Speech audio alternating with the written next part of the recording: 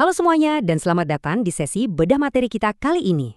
Coba bayangkan sebentar, Anda baru aja dipromosikan jadi manajer operasional di sebuah pabrik manufaktur raksasa. Tiap hari, Anda dibombardir sama ratusan data, komplain karyawan, masalah rantai pasok, belum lagi tenggat waktu yang super ketat. Pertanyaannya, gimana caranya Anda bisa bikin keputusan yang tepat di tengah kekacauan kayak gitu? Nah, hari ini kita bakal membedah konsep krusial soal persepsi dan pengambilan keputusan individu yang diambil dari literatur perilaku organisasi. Kita bakal cari tahu kenapa dua manajer yang melihat data yang sama persis bisa mengambil keputusan yang 180 derajat berbeda. Oke, yuk kita bahas lebih dalam dan coba posisikan diri Anda langsung di kursi panas sang pengambil keputusan. Pernah dengar kisah klasik soal 6 orang buta dan seekor gajah? Masing-masing dari mereka menyentuh bagian yang beda. Ada yang pegang ekor dan mikir, oh ini tali. Ada yang sentuh kaki dan bilang, wah ini sih pohon. Analogi ini sebenarnya pas banget buat menggambarkan realitas di ruang rapat perusahaan Anda. Pas ada masalah keterlambatan produksi, orang pemasaran melihatnya sebagai krisis layanan pelanggan. Orang keuangan melihatnya sebagai pembengkakan biaya lembur. Dan Anda di operasional? Anda mungkin melihatnya murni sebagai masalah perawatan mesin. Masalahnya persis sama, tapi persepsi, persepsi benar-benar mengubah segalanya. Nah, ini bawa kita ke contoh yang lebih real di lapangan. Coba bandingkan dua reaksi terhadap satu angka yang sama. Katakanlah ada penurunan penjualan atau produksi sebesar 10%. Manajer A langsung panik. Dia melihat ini sebagai krisis fatal yang butuh perombakan sistem hari itu juga. Tapi manajer B dari divisi lain melihat angka yang sama dan santai aja, menganggap itu cuma fluktuasi musiman yang memang udah wajar dan diprediksi. Jadi poin pentingnya di sini adalah data mentah itu nggak bermakna apa-apa sampai dia diinterpretasikan. Realitas manajerial Anda itu sepenuhnya dibentuk oleh persepsi Anda sendiri. Biar Anda siap jadi pengambil keputusan yang tangguh, kita punya 6 poin agenda hari ini. Mulai dari dilema manajer operasional, persepsi dan teori atribusi, jebakan bias keputusan manajerial, rasional berhadapan dengan intuitif, lalu strategi keputusan bounded rationality, dan terakhir, etika dan pilihan cerdas. Oke, kita langsung masuk ke bagian pertama, dilema manajer operasional. Gimana cara kita menjembatani gap antara realita dan ekspektasi? Pada dasarnya, tiap keputusan yang Anda buat, entah itu di lantai pabrik atau di kantor, adalah reaksi terhadap sebuah masalah. Masalah itu simpelnya adalah gap atau jarak antara realita saat ini sama situasi yang Anda harapkan. Tapi, buat bisa sadar ada gap itu, kita pakai yang namanya persepsi. Persepsi itu proses saat kita mengorganisasikan dan menafsirkan apa yang kita lihat dan dengar buat ngasih makna ke lingkungan sekitar kita. Dan ingat ya, proses ini sangat bergantung sama apa yang udah Anda tahu dan alami sebelumnya. Kalau Anda itu mantan teknisi yang sekarang jadi manajer, Anda pasti akan mempersepsikan suara bising di pabrik dengan cara yang beda banget dibanding manajer yang latar belakangnya dari akuntansi.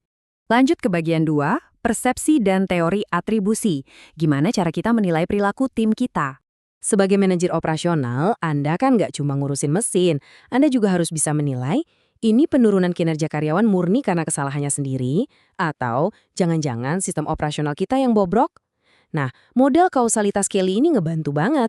Kita menilai lewat 3 hal, konsensus, kekhasan, dan konsistensi.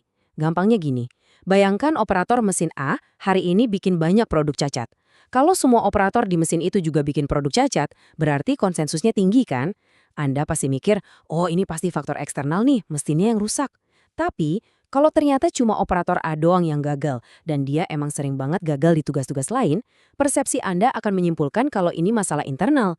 Artinya, si operator butuh pelatihan ulang atau harus ditegur. Sekarang kita masuk ke bagian 3, jebakan bias keputusan manajerial. Ini nih titik-titik buta kognitif yang bisa menghancurkan operasional Anda. Sayangnya, otak kita ini seneng banget ngambil jalan pintas, dan kadang jalan pintas itu keliru. Jebakan bias ini bahaya banget buat efisiensi kalau kita nggak waspada. Contohnya ada perspektif selektif. Ini terjadi kalau Anda cuma mau lihat data yang mendukung asumsi awal Anda aja. Terus ada halo effect. Ini super bahaya pas lagi evaluasi kinerja karyawan. Bayangkan Anda punya staf logistik yang bajunya selalu rapi dan datangnya selalu on time. Karena satu karakteristik positif itu, Anda jadi punya kesan umum kalau dia karyawan teladan, padahal laporan inventarisnya selalu penuh kesalahan. Ada juga contrast effect, di mana Anda menilai seseorang murni karena ngebandingin dia sama karyawan sebelumnya yang kebetulan kerjanya buruk banget, bukan berdasarkan standar objektif. Memahami bias-bias ini adalah langkah pertama buat mastiin evaluasi tim Anda itu benar-benar adil. Lanjut ke bagian 4, rasional versus intuitif. Gimana Anda memilih pendekatan operasional yang pas? Nah, setelah kita bersihin persepsi dari bias-bias tadi, pertanyaannya, gimana cara kita benar-benar mengambil keputusan? Ini pertempuran sehari-harinya para manajer. Di satu sisi, kita punya otak analitis yang logis dan dingin, memproses variabel satu persatu. Tapi di sisi lain, ada kilasan wawasan, proses bawah sadar yang muncul dari pengalaman yang tersaring, itulah intuisi. Keduanya ini senjata yang sama-sama krusial di gudang persenjataan seorang pemimpin operasional. Kita lihat pendekatan yang rasional dulu ya. Prosesnya ini super linear dan terstruktur banget. Ada 6 langkah. Anda tetapkan masalah, identifikasi kriteria, kasih bobot, kembangkan alternatif, evaluasi baru deh pilih yang terbaik. Kapan sih ini dipakai? Ini cocok banget buat masalah yang strukturnya jelas. Contoh nyatanya nih, Anda harus milih mau beli armada truk pengiriman merek A atau merek B. Anda punya waktu, Anda punya data spesifikasi bahan bakar, biaya perawatan, sama kapasitas muatan. Semuanya jelas. Anda tinggal hitung dan bisa meminimalisir subjektivitas. Pendekatan ini butuh pikiran jernih dan data yang kokoh. Tapi dunia nyata jarang banget seideal itu kan? Gimana kalau tiba-tiba ada krisis rantai pasok global? Pelabuhan utama ditutup karena demo, bahan baku nyangkut, dan jalur perakitan bakal mati total dalam 4 jam. Anda jelas nggak punya waktu buat bikin matriks pembobotan 6 langkah. Data analitis juga nggak banyak bantu karena situasinya belum pernah terjadi sebelumnya. Di titik kritis kayak gini, Anda harus nyingkirin spreadsheet Anda dan mengandalkan intuisi. Anda mungkin langsung milih pemasok lokal cadangan murni karena firasat atau pengalaman bertahun-tahun mengenali pola krisis. Pemimpin operasional yang hebat itu tahu persis kapan harus pakai mode analitis yang ketat dan kapan harus beralih ke mode intuitif. Masuk ke bagian 5. Strategi keputusan bounded rationality. Atau gimana kita bekerja di dalam batas-batas manusiawi. Saya suka banget sama kutipan ini dari peraih Nobel Herbert Simon. Dia bilang, tidak mungkin untuk menjadi sepenuhnya rasional. Dan ini benar banget. Sebagai manusia, kapasitas mental kita punya batas. Waktu kita di perusahaan juga terbatas. Informasi yang kita kumpulin jarang banget 100% lengkap. Model ekonomi klasik mungkin berasumsi Anda tahu segalanya, tapi model keputusan perilaku mengakui dengan rendah hati keterbatasan kita sebagai manajer di dunia nyata. Karena keterbatasan tadi, kita sering pakai strategi yang namanya satisficing. Artinya, kita cari solusi yang cukup memuaskan, bukan yang paling optimal. Anda kan nggak mungkin mengevaluasi semua vendor baut di seluruh dunia. Anda bakal berhenti mencari begitu ketemu vendor yang harganya masuk anggaran dan bisa kirim tepat waktu. Tapi hati-hati, di sini ada jebakan fatal yang namanya escalation of commitment.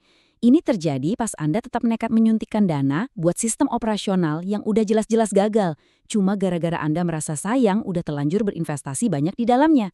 Percaya deh, punya keberanian buat memotong komitmen yang buruk itu adalah ciri manajer yang luar biasa. Kita sampai di bagian terakhir, bagian 6, etika dan pilihan cerdas. Kerangka kerja akhir buat keputusan Anda. Biar semua wawasan psikologis tadi gampang diaplikasikan, mari kita pakai satu framework praktis yang bisa Anda bawa ke ruang rapat besok pagi. Kerangka kerja Pro-ACT. Ada 5 langkah. Problem, objectives, alternatives, consequences, dan trade-offs. Kalau besok Anda dihadapkan pada dilema antara efisiensi berhadapan dengan kualitas, jangan langsung lompat ke solusi. Rumuskan ulang masalahnya. Pastikan objectives atau tujuan operasional Anda itu spesifik.